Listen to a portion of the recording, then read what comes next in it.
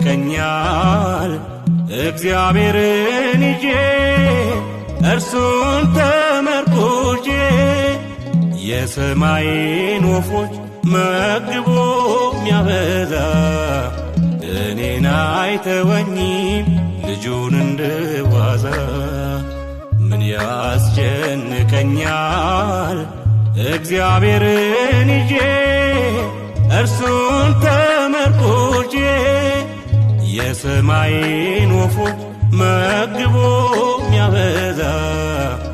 እኔን አይተወኝም ልጁን እንደዋዛ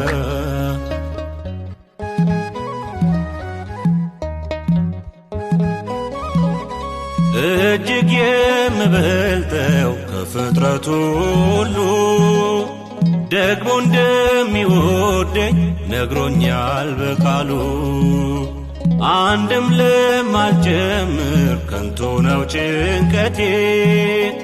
የሚያኖረኝ እርሱ የሰማይ አባቴ ይከፈታል አንኳኩ ይሰጣችኋል ጠይቁ በአንዳች ነገር አትጨነቁ